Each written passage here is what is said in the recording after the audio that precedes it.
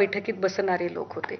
एक काळ असा होता की शिवसेना हा पक्ष, बाळासाहेबांची शिवसेना, हा हा पक्ष नंबर 1चा होता मराठवाड्यात आणि केंद्रबिंदू हे संभाजीनगर होतं. तुमच्याकडे किती आमदार होते, खासदार होते?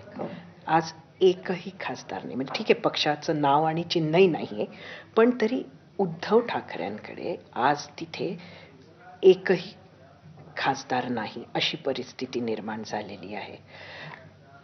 कोण याला जबाबदार आहे? याचा कधी विचार होतो का? याचा मला वाटते नेतृत्व पातळीला विचार नक्की होत असेल. काय होतं ना की संभाजीनगरमध्ये एकेकाळी आमचा खरंच खूपच दरारा होता. संभाजीनगरचं आमचं संघटना म्हणजे आमचं बलस्थान होतं. कारण संभाजीनगरची महापालिका असेल, तिथली जिल्हा परिषद असेल, तिथले आमचे आमदार असतील, तर ही मोठी, कारण आत्ताचे जे सगळे आमदार इव्हन शिंदेकडे पण दिसत आहेत ते सगळे आमचेच आमदार होते. परंतु काय होतं ना की काल परत्वे प्रत्येक गोष्टीला एक मर्यादा असते.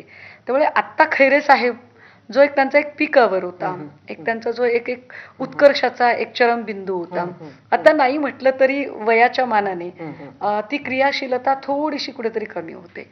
आणि त्यामुळे मग तेवढा वेळ देणं किंवा तेवढं फिरणं, तरीही दानवे साहेब त्यांना खैरे साहेब त्यांना जेवढं शक्य आहे तेवढं खूप काम करतात ते. पण आता दुसरं नावही तुम्ही आता घेतलं चुकून, त्यांच्याबद्दल काय म्हणाल? नाही, दानवेंनी निवडणूकच लढली नाही ना, ते विधान परिषदेवर गेले. ते दोनही वेळेला विधान परिषदेवर. म्हणजे मी म्हणते की त्यांचं म्हणजे निवडून देण्यामध्ये तेही तिथले नेते आहेत. संघटन बांधणं, लोकांमधनं निवडून देणं, लोक निश्चितपणे या सगळ्यात कुठं कमी पडतंय? निश्चितपणे खरं तर म्हणजे विधान परिषदेचं विरोधी पक्ष नेतेपद मुंबईमध्ये देण्याच्या ऐवजी, म्हणजे अनिल परबांच्या सारखे आमच्याकडे खूप आक्रमक नेते मुंबईमध्ये आहेत, पण मुंबईत ते पद देण्याच्या ऐवजी मराठवाड्यात देणे, ते देण्यामागचा पक्षाचा हेतूच कदाचित हा असावा की मराठवाड्यातली संघटन बांधणी चांगली व्हायला हवी. आता त्याच्यात नेमक्या काय अडचणी आल्या ते मला इतकं काही सांगता येणार नाही. कदाचित असं असू शकतं की सभागृहातलं काम खूप जास्त वाढल्यामुळे कदाचित तिकडे दुर्लक्ष झालं असेल, किंवा त्यांनी तिकडे काम केलेलं आहे परंतु काही इतर सत्ताधारी पक्षांनी खूप पैसा ओतलाय का, किंवा अजून काही झालंय का, काहीही असू शकेल. पण हे आम्ही नक्की मान्य करतो की होय, संभाजीनगरमध्ये आम्ही खूप जास्त रिव्हर्स आलोय, म्हणजे अपेक्षेपेक्षा जास्त रिव्हर्स आलोय, हे आम्ही नक्कीच मान्य करतो. 2024ला तुम्ही मनसेवर एवढी टीका केली होती, आणि आता जेव्हा ही सगळी लोक एकत्र आली तेव्हा तुम्हाला अडचण वाटली का? नाही, मला अडचण नाही वाटली. त्याचं कारण असं की मी इतकं राजकारण, बदलतं राजकारण आत्ता बघितलेलं आहे आणि त्यातली फ्लेक्झिबिलिटी पण मी बघितलेली आहे. आणि तुलनात्मक मी जेव्हा विचार केला ना की होय, मनसे प्रमुखांनी माझ्यामध्ये खूप खूप जास्त ठिणग्या उडाल्या. म्हणजे त्यांनी माझे व्हिडिओ दाखवले, मी त्यांचे व्हिडिओ दाखवले, जे आहे ते अगदी खुलेआम आमने सामने सगळं झालं, फिट्टमफाट.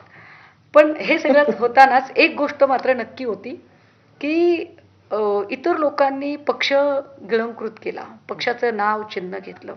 मनसे प्रमुख यांच्यापेक्षा वेगळे आहेत. त्यांनी त्यांचा स्वतंत्र स्पेस, स्वतंत्र अवकाश तयार केला, स्वतंत्र चिन्ह, आणि त्या चिन्हाला मान्यता स्वतःच्या बलबुत्यावर, स्वतःच्या कर्तृत्वावर मिळवली. आयत्या पिठावर रेघोट्या नाही ओढल्या, हे फार महत्वाचं आहे. या अर्थाने ते फार वेगळे ठरतात. ते स्पष्ट वक्ते आहेत. हो, म्हणजे ठाण्याच्या सभेत मी त्यांना पहिल्यांदा भेटले आणि भेटल्यावर म्हटलं, सर आपण खूप खूप काही झालंय, जाऊ द्या सोडा आता. नाही सर, पण तरीही मला फार चला आता सोडा, आपण एक फोटो काढूया, आणि फोटो काढला, संपलं, भांडण संपलं. मला वाटतं की तो मनमोकळेपणा की दुश्मनी भी दिल खोल के और दोस्ती भी दिल खोल के, हे मनसे प्रमुखांचा हा गुण अतिशय चांगला आहे, तो वाखाणण्यासारखा आहे. महत्वाचं म्हणजे दुसऱ्यांचं ओरबाडून घ्यायची वृत्ती नाही, हे फार चांगलं आहे.